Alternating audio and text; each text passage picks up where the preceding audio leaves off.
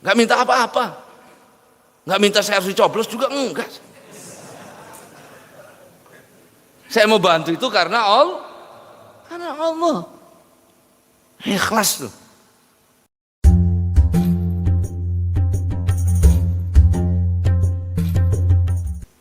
Kata Iskandar itu kan saya nggak perlu kalian bayar. Loh, saya itu membantu kalian. Saya tolong kalian supaya kalian tidak diganggu oleh Ya'juj wa Ma'juj itu. Nggak usah dikasih upah saya. Enggak, saya nggak minta penghargaan, enggak. Nggak minta apa-apa. Nggak minta saya harus dicoblos juga enggak. Saya mau bantu itu karena Allah ikhlas loh. Ya. Kuat Dzulkarnain itu kenapa? Karena ikhlas. Dan barang siapa ya kemanapun Iskandar pergi itu dikawal, dilindungi oleh Allah, diberikan jalan, diberikan kemudahan. Setiap ujung-ujung, bayangkan melewati lautan, melewati tentaranya pada bawa kayu, nanti kalau sampai di laut kayunya dibentuk jadi perahu, naik semua ke atas perahu, nyebrang, bongkarin lagi, gotong lagi tuh kayunya. Selalu ketemu cara pada zaman itu. Kenapa? Karena memang semata-mata karena Allah. Orang ikhlas tuh hebat luar biasa. Wa aina ikhlas hadzal zaman? Di mana ikhlas zaman sekarang? Nggak ada. Ya. Yang ada kita ini belajar ikhlas. Barang siapa yang berbuat baik karena manusia, syirik. Al-amal li ajlin nas, syirik. Wa tarkul amal li ajlin nas, riya. Meninggalkan amal karena manusia, riya. Beramal karena manusia, musyrik, kata Qadiyat, kata Fudail bin Iyad. Lah yang ikhlas itu yang mana? Supaya engkau tidak ada dua-duanya itu. Artinya apa? Melakukan satu perbuatan yang baik karena Allah, meninggalkan perbuatan yang jelek juga karena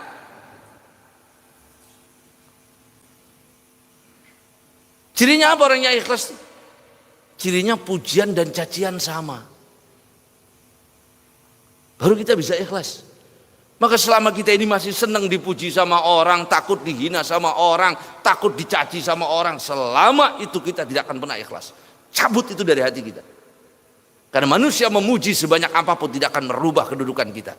Manusia menghina sehina apapun tidak akan merendahkan kita di mata Allah. Nah, sedang kita mah semua teman di alam. Ada bapak-bapak jadi ketua DKM diprotesi baik kalau anak buah. Deren. Ada jadi panitia pembangunan diprotesi dari bawah, berhenti aja berhenti. Loh, kalau bapak ikhlas nggak usah berhenti terusin. Saya bukan karena mereka kok. Karena Allah. Orang yang apa dicemploki baik gitu. Orang yang ikhlas tuh soal ditolong. Cirinya tuh dia pujian dan cacian tuh sama, tidak akan berbeda. Ya. Yang kedua, orang yang ikhlas itu dia lebih mencintai akhirat daripada dunia. Penyebab orang nggak ikhlas itu kan karena kecintaan kita kepada dunia. Ya. Yang ketiga, orang yang ikhlas itu cirinya, ya, di depan orang banyak dan sendirian tetap sama-sama bagus. Manakala kita depan orang banyak dan sendirian berbeda, itu tandanya kita tidak ikhlas. Ini kalau ngaji kelihatannya tampangnya orang surga semua, khusyuk. Dewek kan membuh kawat lasti kantongi, yang saya nggak tahu, mau kabel dileg.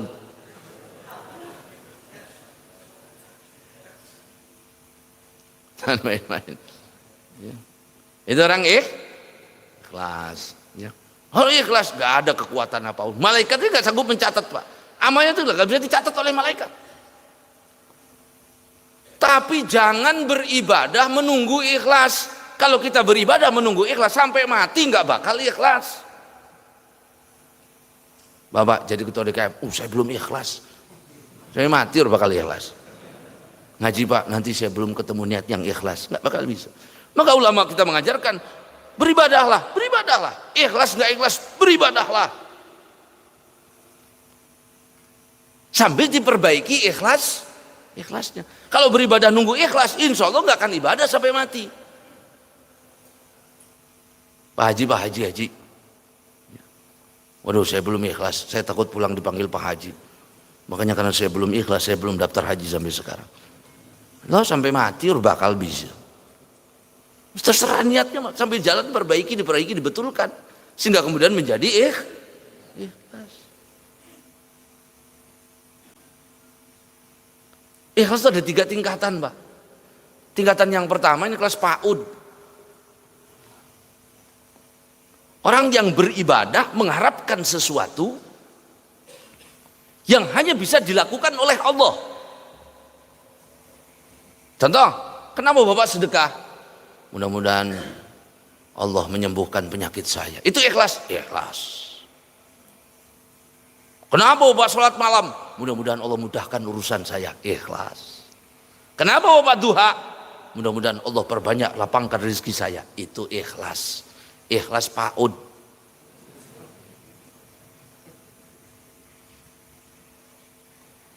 Naik lagi ikhlasnya SD SMP. Kalau orang itu beribadah karena pengen masuk surga, takut masuk neraka. Saya mau banyak sholat, banyak puasa. Supaya apa? Supaya masuk surga. Karena di surga itu ada bidadari yang tidak pernah disentuh siapapun. Ikhlas SD. Jangan lakukan itu, kenapa? Neraka itu panas, berat. Ikhlas. Yang tertinggi, yang makna puncaknya ikhlas, adalah orang yang beribadah semata-mata karena Allah yang berhak untuk diibadahi. Karena Allah yang berhak kita beribadah untuknya. Itu baru puncak tertinggi. Orang yang sampai kelas itu, dia tidak akan mempan dengan pandangan mata manusia, pujian manusia, cacian manusia. Tidak akan mempan dengan apapun. Kenapa? Karena yang menjadi tolak ukur hanya Allah, tidak ada yang lain. Memang sudah nyampe kelas itu, Pak. Malaikat angkat tangannya, nyatet pahalanya. Kata malaikat, ya Rabb, berapa saya tulis amal orang ini? Gak bisa pena saya mencatat berapa pahalanya. Kata Allah, gak usah ditulis. Itu urusan dia dengan saya. Langsung Allah. Kalau Allah yang langsung turun tangan, jangan ditanya balasannya, Pak. Kalau melalui calo kan ruwet urusannya, Pak. Langsung pemilik. Langsung yang punya. Malaikat nggak nyalung, bukan calo. Kalau kita jual beli agak ribet gitu ya.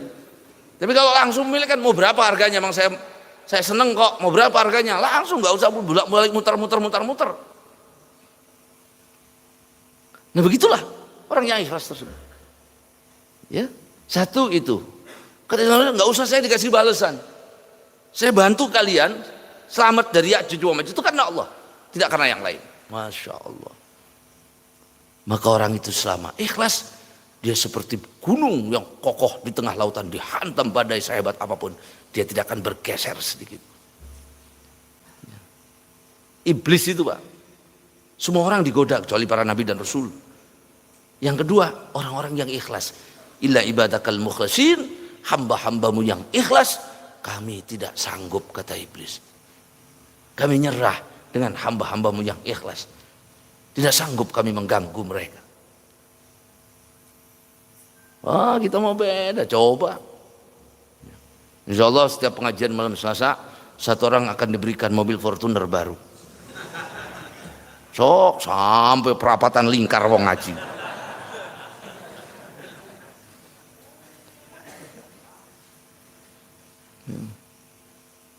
Yang kedua, barang siapa yang membantu orang lain itu akan dibantu oleh Allah.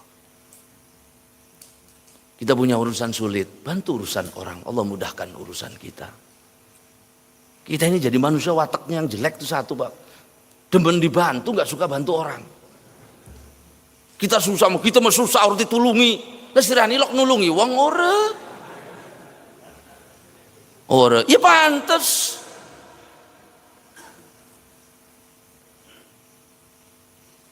Dan gak usah berharap kepada manusia, bantulah setiap orang yang kesulitan sebisa sekuat kita. Nanti Allah Subhanahu wa ta'ala akan memudahkan semua urusan kita. Manakala kita sulit, kirimkan orang membantu kita. Manakala kita susah, kirimkan orang memudahkan urusan kita. Seperti ketika kita memudahkan urusan orang Maka jangan suka bikin sulit sama orang. Nanti Allah persulit urusan kita. Barang siapa yang memudahkan urusan orang muslim, dimudahkan urusannya oleh Allah. Ya. Sudahlah, muamalah itu simpel saja, nggak usah ruwet, jelimet itu. Ini bayar harganya berapa? 12.000. Kula sayanya ada uangnya 10.000, 11.900, kurang 100 perak. Oh enggak, ini 100 perak ini. Yang jelimet amat sih. Mau cuma 100 perak kok.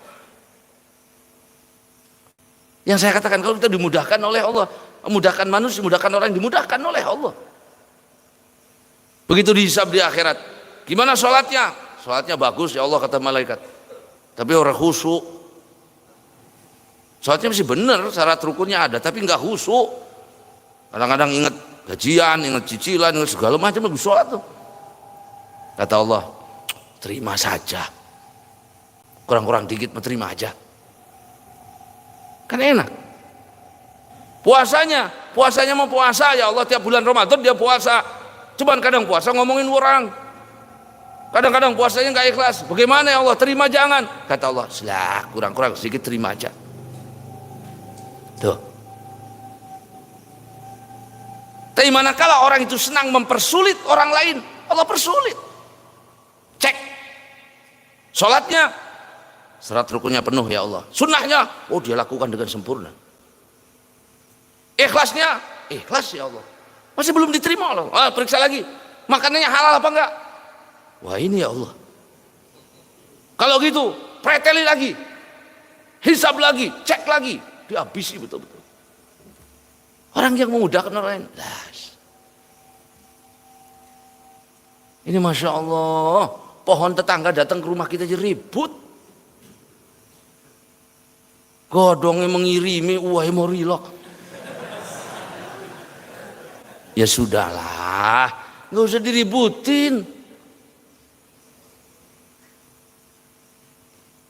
Ya kan?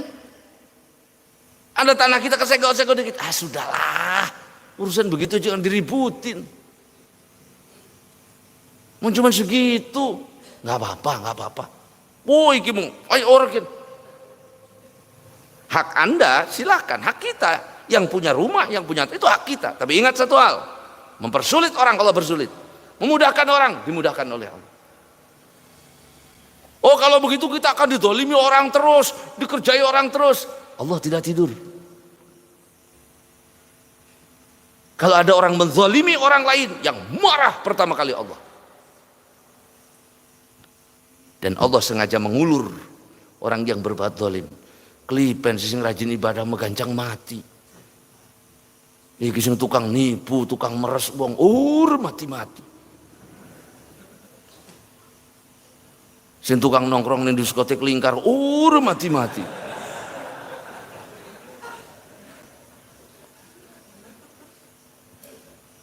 Kiai ninggal, ulama ninggal, diulur sama Allah terus. Udah jauh makin dia lalai, tarik, matikan sekaligus. Dia tidak punya kesempatan untuk bertobat lagi. Maka kalau hari ini kita menyakiti orang, menzalimi orang, lantas kita tidak terjadi apa-apa sama kita. Anak sehat, keluarga tenang, saya nggak ada apa-apa. Berarti yang saya lakukan ini benar. Ini dilulu karo Allah. Sengaja dibuat dia lupa oleh Allah. Padahal Allah tidak pernah lupa atas apa yang diperbuat tentang kezaliman tersebut. Ya. Jika ditarik oleh Allah sekaligus, maka tenang saja. Ya. Semua ada hitungannya di mata Allah. Ya. Nah ini hadirin rahimakumullah.